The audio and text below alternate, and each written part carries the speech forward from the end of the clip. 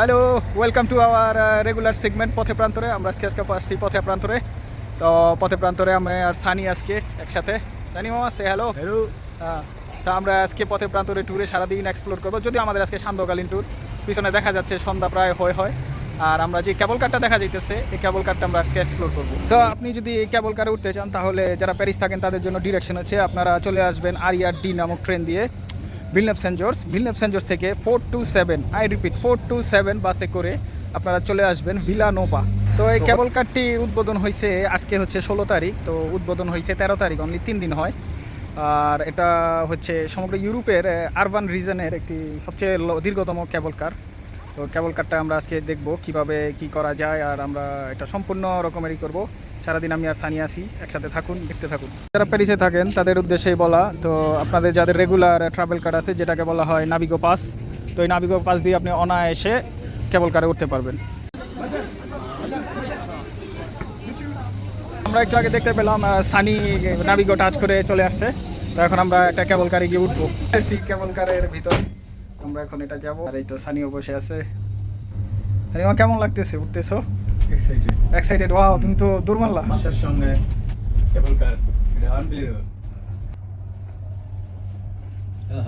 কেবল কারের ভিতরে বোর্ড আছে একটা, তো এখানে বিভিন্ন ইনফরমেশন পাওয়া যাবে, কোন স্টেশনে কতক্ষণ লাগবে যেতে। যদিও এরা এখনো পুরোপুরি লঞ্চ করেনি, এটা তো আন্ডার কনস্ট্রাকশন। সানি আর আমি দুইজনে আছি C1 কেবল কারে, যেটার স্পেশালিটি হচ্ছে ইউরোপের সবচেয়ে বড় ট্রান্সপোর্টেশনের জন্য লম্বা cable car. So we are enjoying. Sunny মামা, এনজয়। আমরা এখন ভূমি থেকে প্রায় 700 ফুট উপরে আছি।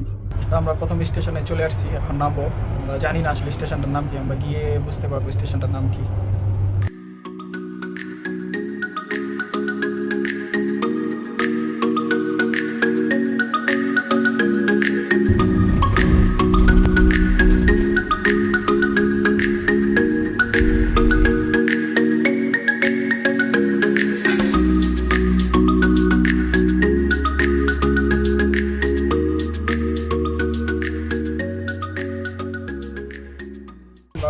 কিছু যাত্রী পেয়েছি চারিদিকে।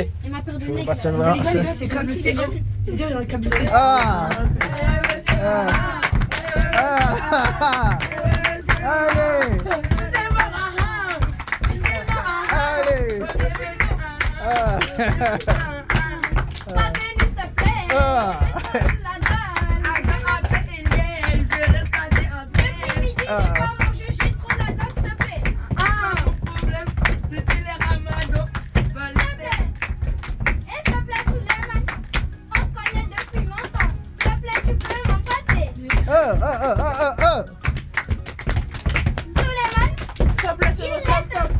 আমরা এখন কেবল কারে দুলছি।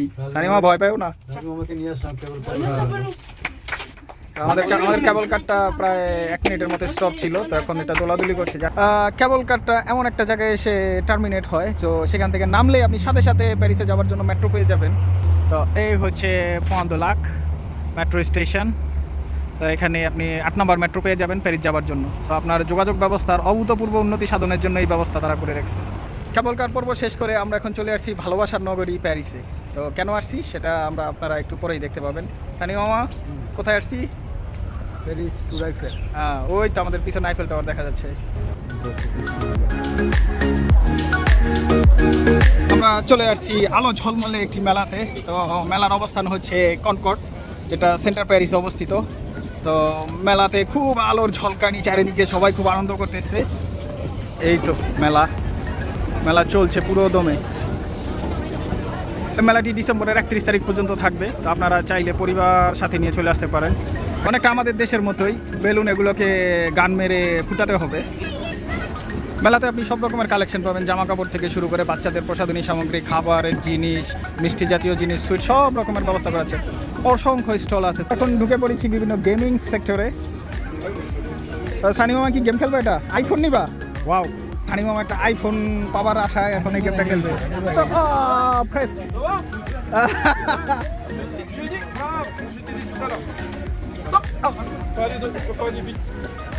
Try Sunny, try. আপনি এই মেলাতে আসলে একটি অ্যামিউজমেন্ট পার্কের ফিল পাবেন, কারণ অ্যামিউজমেন্ট পার্কে যত রাইড আছে তার সব কিছুই এখানে মিনি ভার্সনে আছে।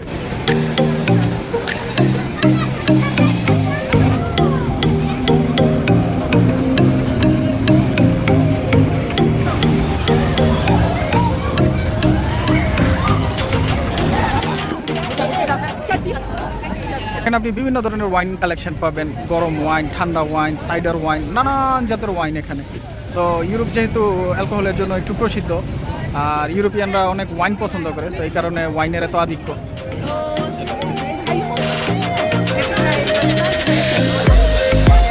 আমরা মেলাতে আসার পরে আমাদের খুব কমন একজন ফেস পেয়ে গেছি, আমাদের আমাদের ফয়েজ ভাই।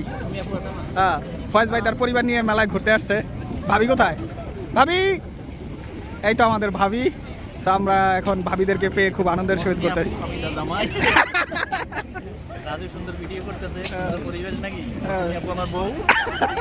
পথে প্রান্তরের ট্যুরের আজকের মতো এখানেই সমাপ্তি। আবার আরেকদিন দেখা হবে পথে প্রান্তরে কোথাও অন্য কোনো জায়গায়। সানি